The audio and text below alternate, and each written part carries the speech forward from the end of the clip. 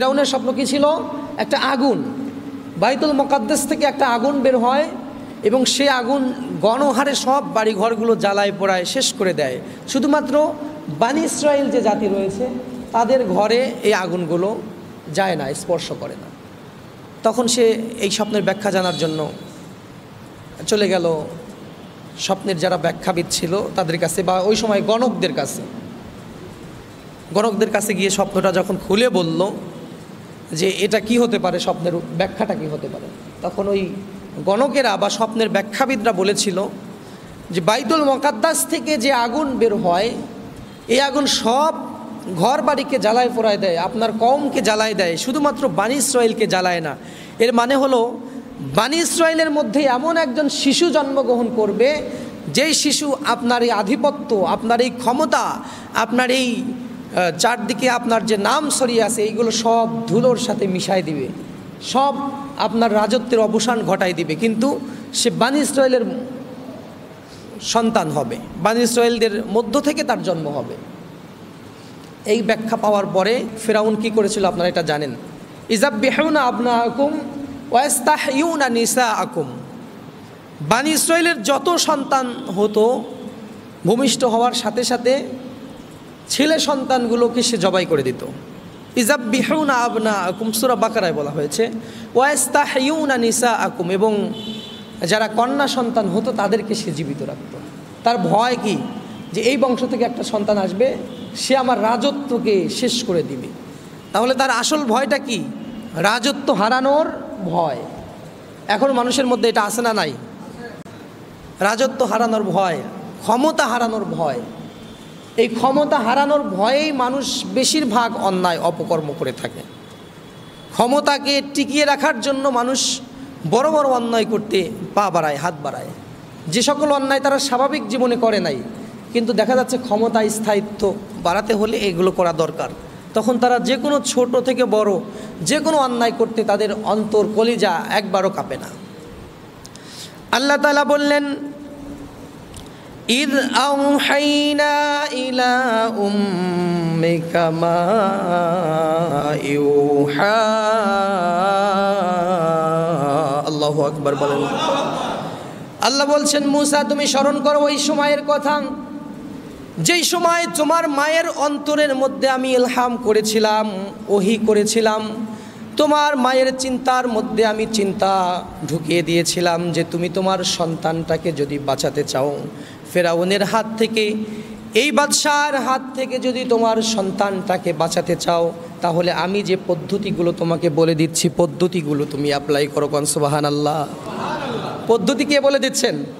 আল্লাহ নিজেই বলে দিচ্ছেন। পরবর্তীতে মুসা আলাইহিস সালামকে আল্লাহ তাআলা এটা বলছেন, স্মরণ করো মুসা ওই সময়ের কথা যে সময় তুমি ছিলে না, তোমাকে এই পৃথিবীতে যে আনা হয়েছে, এমন একটা সময়, এমন একটা ক্রাইসিসের সময় তোমার জন্ম হয়েছিল, আমি তোমাকে পৃথিবীতে পাঠিয়েছিলাম যেই সময় ইযাববিহুনা আবনাআকুম ওয়া ইস্তাহইউনা নিসাআকুম, সমস্ত ছেলে সন্তানদেরকে হত্যা করা হতো। যে কোনো সন্তান বানি ইসরাইলে জন্মগ্রহণ করলেই তাকে জবাই করা হতো, আর শুধু মেয়েদেরকেই জীবিত রাখা হতো। ওই সময় আমি কিন্তু তোমাকে পৃথিবীতে এনেছিলাম। মুসাকে বলছেন আল্লাহ তুমি এটা স্মরণ করো। এই ঘটনাটা কিন্তু আল্লাহ তাআলা যখন মুসা আলাইহিস সালামকে নবুয়াত দিবেন তখনকার সময়ে, মানে আল্লাহ তাআলা এগুলো বলছেন, এই আয়াতগুলো তখনকার ঘটনা, এই হিসাবে আল্লাহ রাসূল সাল্লাল্লাহু আলাইহি ওয়াসাল্লামের কাছে নাজিল করা হয়েছে। কিন্তু জন্মের আগে কি কি ঘটনা ঘটছে এটা মুসা আলাইহিস সালামকে না বললে তো আর মুসা আলাইহিস সালাম জানবে না। এই জন্য মুসা আলাইহিস সালামকে আগে শুরু করলেন আল্লাহ তার ঘটনা দিয়ে। আল্লাহ তাকে মনোনীত করেছেন, তাকে নবী বানাবেন, তার কাছে আল্লাহ তাআলা ওহী পাঠাবেন। এর আগে তাকে আল্লাহ তাআলা মনে করে দিচ্ছেন যে এই ঘটনা তোমার জীবনে হয়েছে, তুমি এই ছোট থেকে এত পর্যন্ত 40 বছর পর্যন্ত তোমার সাথে কি কি ঘটেছে এগুলো একবার শোনো। আল্লাহ তাআলা বললেন, আনিকুযি ফীহি ফিত তাবুতি ফাকুযি ফীহি ফিল ইয়াম্মি। আল্লাহ তাআলা বললেন, মুসা ওই সময়ের কথা স্মরণ করো যেই সময় তোমার মাকে বলেছিলাম আনিকজি ফীহি ফিত তাবুত, একটা বাক্স তৈরি করো, ওই বাক্সের মধ্যে, ওই সিন্দুকের মধ্যে তুমি তোমার সন্তানটাকে সুন্দর করে রেখে দাও, অতঃপর সেই বাক্সের মুখ বন্ধ করে দাও। ফাকযি ফীহি ফিল ইয়াম, এমনভাবে বাক্সর মধ্যে তুলে সেটা তুমি সাগরে ভাসায় দাও, সাগরে ভাসতে ভাসতে যেন সেটা কিনারায় গিয়ে পৌঁছে, আর আমার শত্রু এবং তোমার শত্রু যেন সেই বাক্সটাকে তুলে নেয়। আল্লাহর শত্রুকে জোরে বলেন, আল্লাহর শত্রুকে? ফিরাউনের কথা বলা হয়েছে এখানে। আল্লাহ তাআলা বলছেন যে আমি তোমার মাকে বলছিলাম যে তুমি বাক্সের মধ্যে বন্দি করে এমনভাবে এটা ভাসায় দাও যে যাতে এটা ভাসতে থাকে। তোমার দায়িত্ব এতটুকুই, তুমি বাক্সে তুলে দিবে, বাক্স ভাসতে ভাসতে চলে যাবে, তোমার দায়িত্ব এতটুকুই। তারপরে তোমার সন্তানকে হেফাজত করার দায়িত্ব আমি আল্লাহ সুবহানাহু ওয়া তাআলা নিয়ে নিলাম। কোন সুবহানাল্লাহ।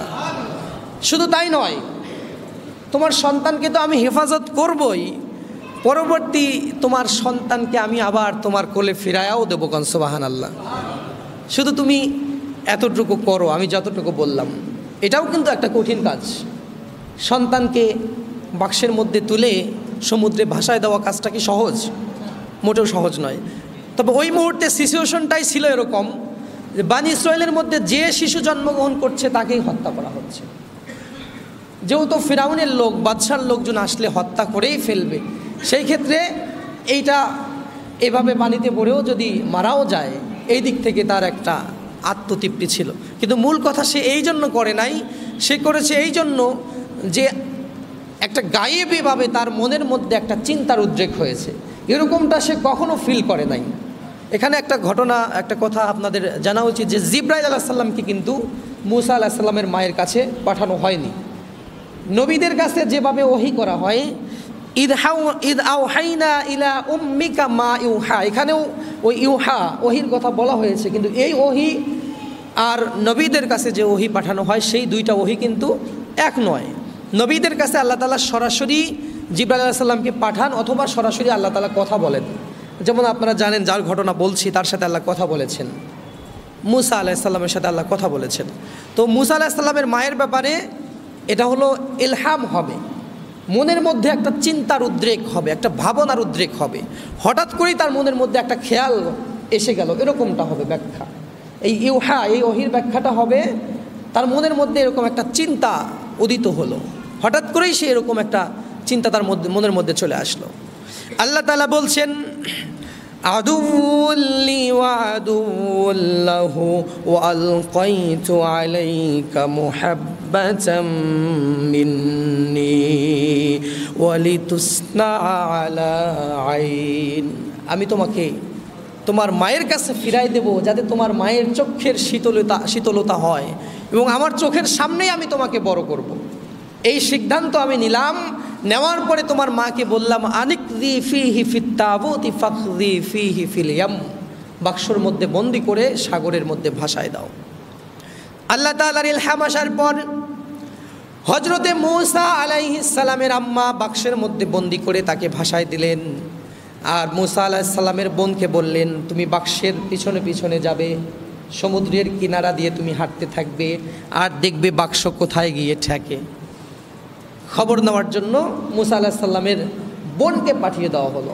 মূসা আলাইহিস সালামের বোন, বড় বোন, আপনারা জানেন বড় বোনের ছোট ভাইদের প্রতি কীরকম মহাব্বত থাকে, কীরকম মায়া থাকে। সেই মায়া নিয়ে সে দীর্ঘ সময় ধরে সাগরের ভেসে ভেসে বাক্স দিয়ে, সিন্দুক বা বাক্স, ফিত তাবুত বলা হয়েছে এখানে, তাবুত বাক্স বলতে পারেন, সিন্দুক বলতে পারেন, সেটা যেদিকে যাচ্ছে মূসা আলাইহিস সালামের বোন সেই দিকেই সাগরের কিনারা দিয়ে হাঁটছে। সাগরের কিনারায় আসতেছে না, একটু দূর দিয়ে সেটা ভেসে যাচ্ছে। এইভাবে ভাসতে ভাসতে গিয়ে আল্লাহ তাআলা বলছেন আদুউল্লি ওয়া আদুউল্লাহু, মূসা তোমার শত্রু এবং আমার শত্রু ফেরাউনের ঘাটে গিয়ে ওই সময় আমি বাক্সটাকে কিনারায় নিয়ে এসেছিলাম। কোন সুবহানাল্লাহ। আল্লাহ তাআলা ফেরাউন যেখানে বসে আছে আসিয়ার সঙ্গে, সেখানে গিয়ে বাক্সটা কিনারার দিকে নিয়ে আসলেন। কিনারার দিকে নিয়ে আসার সাথে সাথে ফেরাউনের লোকজনকে বলা হলো বাক্সটা নিয়ে আসো। বাক্স নিয়ে এসে বাদশাহ এবং বাদশার স্ত্রী, ওই সময়ের বাদশাহ ফেরাউন এবং তার স্ত্রী, আপনারা নাম জানেন তো, আসিয়া, তাদের সামনে নিয়ে আসা হলো। বাক্সটা খুলে ফুটফুটে একটা সুন্দর একটা শিশু দেখতে পেয়েই ফেরাউন দেখার সাথে সাথে বলছে এইটাই আমার শত্রু। ফিরাউন কি বলছে? এটাই আমার শত্রু। ফিরাউন ওই সময় সত্যই বলেছিল। ফিরাউন দেখার সাথে সাথে বলছে যে এটাই আমার শত্রু। সে যে স্বপ্ন দেখছে দীর্ঘদিন ধরে, যে বাইতুল মুকাদ্দাস থেকে একটা আগুন বের হয়, সেই আগুনটা সব ঘর বাড়ি জ্বালায় দেয়, শুধুমাত্র বনী ইসরাইলের মানুষদেরকে কিচ্ছু করে না, ক্ষতি করে না।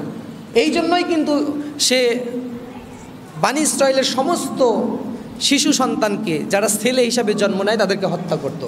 ইযাববিহুনা আবনাআকুম ওয়া ইস্তাহিউনা নিসাআকুম। এই একটাই কারণ ছিল যে এই শত্রুর হাত থেকে বাঁচার। আল্লাহ তাআলা ওই শত্রুকে তার ঘাটেই নিয়ে নামালেন। সে দেখার সাথে সাথে বলল যে এটাই আমার শত্রু। তখন বিবি আসিয়া বলছেন যে তুমি যাকেই দেখো এটাই তোমার শত্রু না? আল্লাহ তাআলা এটাকে আমাদের জন্য পাঠিয়েছেন। আমাদের সন্তান নাই, এই জন্য মনে হয় এটা আমাদের নসিবে আছে, আমরা একে লালন পালন করব, আমাদের সন্তান হিসাবে বড় করব। আর আমাদের সন্তান হিসাবে যদি বড় করি তাহলে সে তো আমাদের শত্রু হতে পারে না। সে তো এমনিই আমাদের বাদশার, তুমি যে বাদশা, তার উত্তরাধিকারী সেই হবে। তোমার সাথে সে শত্রুতা করবে কিভাবে? বিবি আসিয়ার কথার লজিক আছে না নাই? সন্তানরাই কিন্তু বাবার বাদশাহের ওয়ারিশ হয়, কিন্তু এই অন্যায় জালিম শাসকের ওয়ারিশ আল্লাহ তাআলা তার বান্দাকে বানাবেন না। আল্লাহ তাআলা তাকে ওই সমাজের বাদশা আল্লাহ তাআলা আগে থেকেই বানিয়েছেন। এটা তো আল্লাহর পরিকল্পনা, সুবহানাল্লাহ। যাই হোক, মূসা আলাইহিস সালামকে দেখার সাথে সাথে ফিরাউন কিন্তু চিনে ফেলেছে। ফিরাউন বলছে যে এইটাই আমার শত্রু। যদিও মূসা আলাইহিস সালামকে নিয়ে আমাদের সমাজে অনেকগুলো ঘটনা বানিয়ে বানিয়ে বলা হয়, কিছু কিছু আসবে সামনে, আমি চেষ্টা করবো আপনাদের সাথে শেয়ার করার। শুধুমাত্র কোরআন এবং হাদিসে যতটুকু আছে এতটুকুই বলবো। বাংলাদেশে সবচাইতে বেশি বানিয়ে বানিয়ে যে নবীর ঘটনা বলা হয় সেটা হলো মূসা আলাইহিস সালাম। আপনারা এটা বিশ্বাস করবেন কিনা, আমিও অনেক শুনেছি। এত ঘটনা বলা হয় কিন্তু এইগুলো কোরআন হাদিসে নাই। যদিও মূসা আলাইহিস সালামের আলোচনা আল্লাহ তাআলা সবচাইতে কোরআনে বেশি বলেছেন। কোরআনে অনেক জায়গায় তার আলোচনা করা হয়েছে। এই জন্য কোরআনটা পড়তে হবে।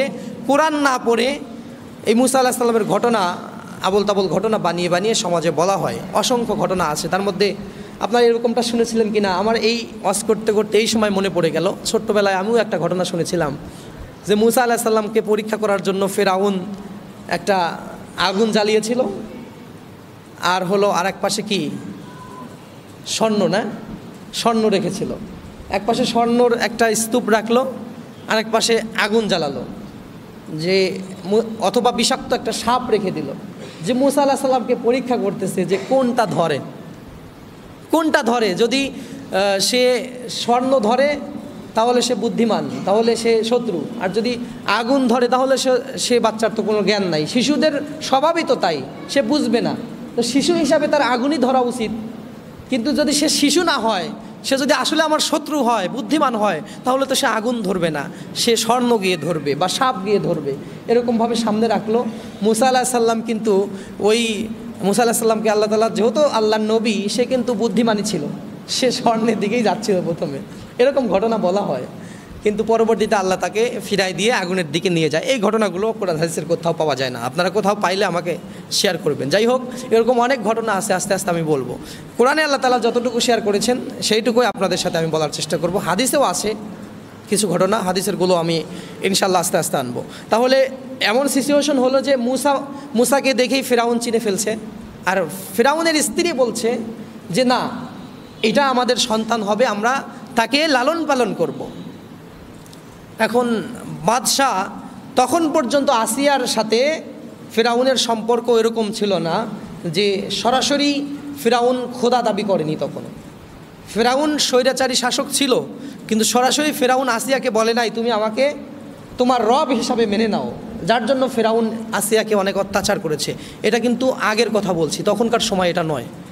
তখন স্ত্রীদের কথা সবাই শোনে, নর্মালি স্ত্রীদের কথা সবাই শোনে। তখন মূসা আলাইহিস সালামকে সে নিয়ে সিদ্ধান্ত নিল তাকে প্রাসাদেই বড় করবে। আল্লাহর পরিকল্পনা দেখুন।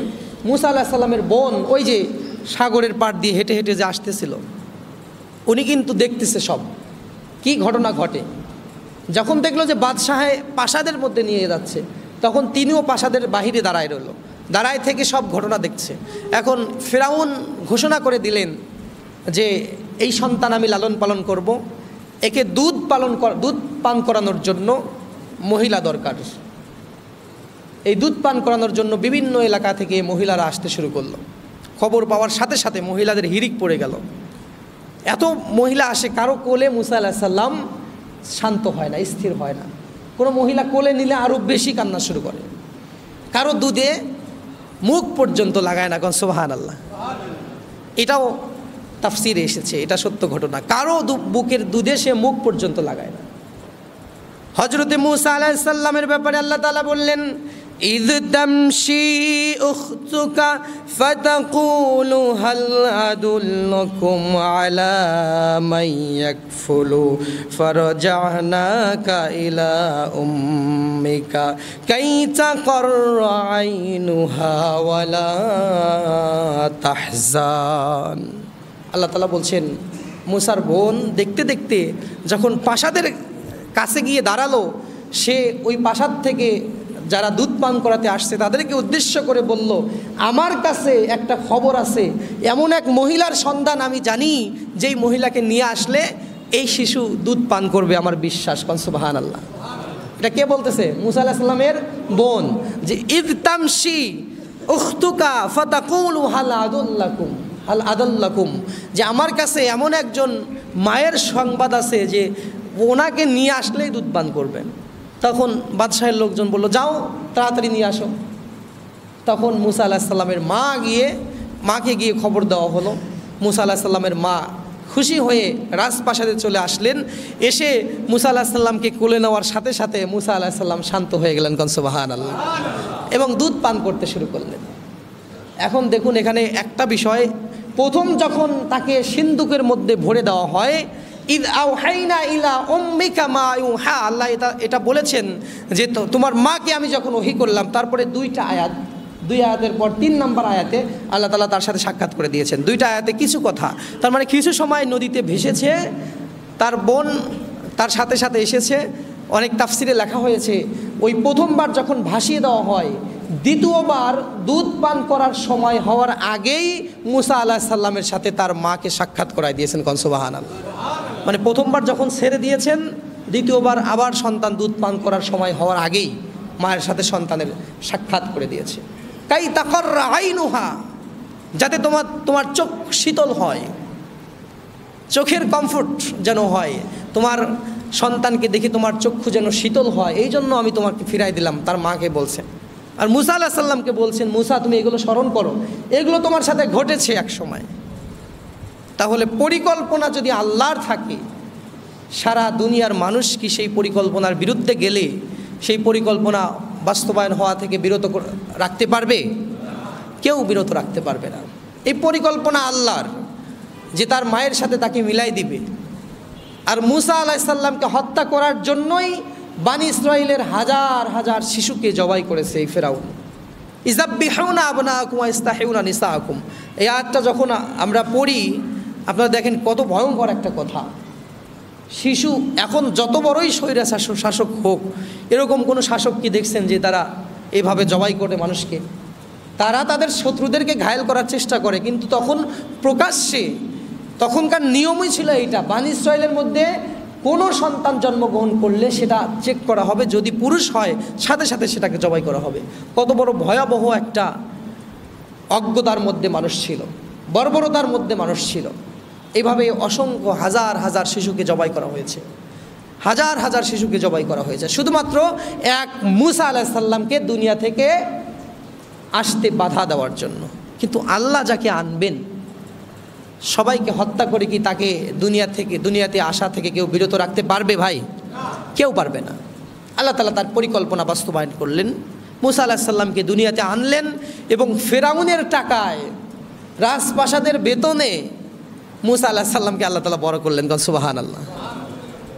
তার মায়ের দুধই পান করালেন আল্লাহ তাআলা। কিন্তু মুসা আলাইহিস সালামকে তার মায়ের দুধ থেকে বঞ্চিত করেন নাই, তার মায়ের দুধই পান করিয়েছেন, কিন্তু তারপরে সেটার আবার ভাড়াও নিয়েছেন, সুবহানাল্লাহ। বিষয়টা এরকম না, ভাড়াও নিয়েছেন। আল্লাহর সাথে যারা নাফরমানি করে তাদেরকে আল্লাহ তাআলা এরকম অজ্ঞতার মধ্যেই রাখে, তারা নিজেদেরকে বুদ্ধিমান ভাবে সব সময়ের জন্য। আলা ইন্নাহুম হুমুস সুফাহা ওয়ালাকিন লা ইয়ালামুন, তাদের ব্যাপারে বলা হয়েছে, এগুলো মুনাফিকদের ব্যাপারেও কথা এসেছে, তারা প্রচণ্ড রকম বোকা হয়, কিন্তু এটা তারা বুঝতে পারে না। তারা নিজেদেরকে চালাক মনে করে, সে নিজেকে চালাক মনে করেছে। নির্যাতিত জাতির নাম হলো বানি ইসরাইল, মানে মুসা আলাইহিস সালামের জাতি। এই বানি ইসরাইল আপনারা বর্তমান জানেন, এটার একদম কাটছাট হতে হতে হতে হতে হতে হতে এখন বর্তমান ইসরায়েলের ইহুদিরা এটা এখানে এসে পৌঁছেছে। কিন্তু ইতিপূর্বে আল্লাহ তাআলা বানি ইসরাইলদের উপর অসংখ্যবার রহমত করেছেন। দেখুন, ফিরাউন একমাত্র বানি ইসরাইল জাতির উপরেই সবচাইতে বেশি অত্যাচার করেছে। তাদের যে সন্তান জন্মগ্রহণ করতো তাদেরকে শুধু জবাই করতো না, তাদের মধ্যে যারা পুরুষ মহিলা ছিল তাদেরকে কাজের লোক বানিয়ে রাখা হতো, গোলাম বানিয়ে রাখা হতো। বংশগতভাবেই তারা যারাই জন্মগ্রহণ করতো তারা দাসী অথবা গোলাম, তাদের সামাজিক কোনো মর্যাদা ছিল না। এভাবে শত শত বছর চলে আসছে। বানি ইসরাইল জাতি মানুষের মধ্যে সম্মান পায় নাই। যত কলকারখানা এবং ফেরাউনের যত কাজ ছিল, কারখানা ছিল, সেখানকার শ্রমিক হিসাবে বানি ইসরাইলদেরকে রাখা হতো। এই যে আমরা গরু দিয়ে হাল বই না, এরকম তখন মানুষ দিয়ে কাজ করানো হতো। আর এই সব কাজ করানো হতো বানি ইসরাইলের লোকদেরকে দিয়ে। বানি ইসরাইল লোকদেরকেই বেশি কষ্ট দিত। এবং তার স্বপ্নটা এরকমই ছিল যে বাইতুল মুকাদ্দাস থেকে যে আগুন বের হয় সেই আগুনটা সব কিছু জ্বালায় দেয়, কিন্তু বানি ইসরাইলের কারো ঘরে প্রবেশ করে না। আর বানি ইসরাইলের ওপর সে অত্যাচার করতেইছে। এখান থেকেই ব্যাখ্যাবিদ যারা ছিল স্বপ্নের ব্যাখ্যা তারা এভাবে করেছে যে বানি ইসরাইল থেকেই তোমার শত্রুর আগমন ঘটবে। যাই হোক, ইহুদিদের কথা বলছিলাম। এত অত্যাচারের পরেও ইহুদিদের উদ্দেশ্য করে আল্লাহ তাআলা কোরআনে বলেছেন পরবর্তীতে অন্য জায়গায় যে তোমরা স্মরণ করো, এরকম নির্যাতিত নিষ্পেষিত জাতি তোমরা ছিলে, এত কষ্টের মধ্যে তোমরা ছিলে, এখান থেকে আমি মূসাকে পাঠিয়ে তোমাদেরকে উদ্ধার করেছিলাম। শুধু তাই নয়, এরপরেও তোমরা আবার মূসা আলাইহিস সালামের অবাধ্য হয়েছিলে, তারপরেও আমি তোমাদেরকে ক্ষমা করেছিলাম। আর একটা নবী পাঠিয়েছিলাম, তোমরা তাকে হত্যা করেছিলে। তোমরা জাকারিয়া আলাইহিস সালামকে হত্যা করেছিলে। এরকম অসংখ্য নবীদেরকে তোমরা হত্যা করেছো। বারবার আমি তোমাদের উপর রহমত করেছি, দয়া করেছি, বারবার তোমরা আমার সাথে নাফরমানি করেছো। আল্লাহ তাআলা কোরআনে অনেক জায়গায় বলেছে বানি ইসরাইলদের কথা। সর্বশেষ আল্লাহ তাআলা লাআনাত দিয়েছে, কিয়ামত পর্যন্ত তোমরা শুধুমাত্র ভাষা বানা হয়ে থাকবে, মানুষের আশ্রয়ে লালিত পালিত হবে, তোমাদের নিজস্ব বলে কিছু থাকবে না। আজকে ইসরায়েল দেখবেন যত বড়ই তারা দাপট দেখাক, তারা কিন্তু আমেরিকার বলিয়ান। আমেরিকা যদি তাদের মাথা থেকে কাঁধ থেকে হাত সরায় নেয়, আরব বিশ্বের যেগুলো মুসলিম কান্ট্রি রয়েছে, ভালো যারা রয়েছে, অসংখ্য আছে ইহুদিদের সাথে মিলে, তাদের কথা বলছি না, দুই একটা দেশই তাদের জন্য যথেষ্ট। পেশাব করে দিলে ইসরায়েল ভেসে যাবে। ইসরায়েল এত ছোট, তাদের অন্যের হাত তাদের মাথার উপরে আছে। আপনারা ইতিহাস দেখুন, আল্লাহ তাআলা কোরআনে যেভাবে বলেছে, প্রথম বিশ্বযুদ্ধ তারা ব্রিটিশদের সাথে ছিল, ব্রিটিশদেরকে সহযোগিতা করেছিল। ব্রিটিশরা তাদের একটা রাষ্ট্রের নাম দিল। ব্রিটিশদেরকে লাথি মেরে ব্রিটিশদের অনেক বড় বড় নেতাকে ইসরায়েল হত্যা করেছে। তারপরে আবার আসলো কার কাছে? আমেরিকার কাছে। আমেরিকাকে কোন দিন উষ্টা মেরে আবার কার কোলে যা উঠবে এর কোনো ঠিক নাই। তবে এটাই তাদের খাসলাত, এরকমই তারা করবে, কিয়ামত পর্যন্ত তারা এরকমই করতে থাকবে। এই হলো সেই জাতি। যাই হোক, মূসা আলাইহিস সালামকে পাঠিয়ে তাদেরকে উদ্ধার করা হলো। এবং মূসা আলাইহিস সালাম ফিরাউনের ঘরের মধ্যেই, রাজপ্রাসাদেই বেড়ে উঠলেন। একটা সময় মূসা আলাইহিস সালাম যৌবনে আসলেন। যৌবনে আসার পর আমি শুরুতে আপনাদেরকে যেটা বললাম, রাজার অত্যাচার, চারদিকে অত্যাচার হয়, সেই অত্যাচার সহ্য করতে না পেরে একজন গরিব লোককে থাপ্পড় মারছিল একজন সরকারি কর্মকর্তা। সেখানে গিয়ে তিনি প্রতিবাদ করে একটা ঘুষি অথবা থাপ্পড় মারে, সেই সরকারি কর্মকর্তা মারা যায়। তখন সে মিশর ত্যাগ করে। আপনারা এটা শুনেছেন, মিশর ত্যাগ করে সে মাদিয়ানে চলে যায়। এর আগেও অনেকগুলো কথা রয়েছে, আমি আগামী জুমা ইনশাল্লাহ বলবো। তো মূসা আলাইহিস সালামের জীবন থেকে আমরা এখান থেকে কিছু শিক্ষা আমাদের জন্য, সেটা হলো আল্লাহ তাআলা যদি কোনো পরিকল্পনা করে রাখেন সেটা বাস্তবায়ন হবেই হবে, এটা কেউ ঠেকাতে পারবে না। পৃথিবীতে কোনো মানুষের শক্তি নাই যে ওই পরিকল্পনা বাস্তবায়ন হওয়া থেকে বিরত রাখতে পারে। দ্বিতীয়ত, যদি কোনো মানুষ আল্লাহর উপরে ভরসা রাখে, সেই মানুষ কখনো, আল্লাহ তাআলা তাকে কখনো নিরাশ করে না। মূসা আলাইহিস সালামের মা আল্লাহর উপর ভরসা রেখে সন্তানকে বাক্সের মধ্যে আনিকজি ফিহি ফিত তাবুতি ফাখজি ফিহি ফিল ইয়াম্মি, সাগরে ভাসিয়ে দিয়েছিল। আল্লাহ তাআলা তাকে আবার তার সন্তানের কাছে ফিরাই দিয়েছে। আল্লাহর উপর অবিচল আস্থা এবং বিশ্বাস রাখতে হবে। বাতিল শক্তি যদিও অনেক বড় মনে হয় দেখতে, সেটা আসলে খুবই দুর্বল। ইন্না কায়দাশ শাইতানি কানা যায়িফা, এটা আপনাদেরকে মনে রাখতে হবে। এমন একটা সিচুয়েশন যেখানে জন্মগ্রহণ করলেই জবাই করা হয়, সেই জায়গায় তার ঘরে আল্লাহ তাকে, ফিরাউনের ঘরে আল্লাহ মুসা আলাইহিস সালামকে লালন পালন করলেন। এ থেকে বোঝা যাচ্ছে যে যত বড়ই ফাঁদ দেখা যাক না কেন সমাজের, যদি আপনি স্বচ্ছ থাকতে চান, আল্লাহ যদি আপনাকে রাখতে চায় স্বচ্ছ, ওর মধ্যেই রাখতে পারবে, ওর মধ্যেই থাকতে পারবেন।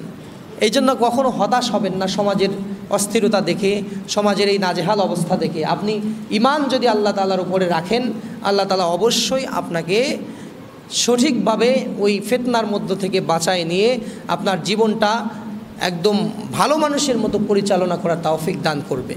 আল্লাহ তাআলা যেন আমাদের সবাইকে কবুল করে, আমাদের গুনাহসমূহকে যেন মাফ করে। আমরা বলি আমিন ইয়া রাব্বুল আলামিন।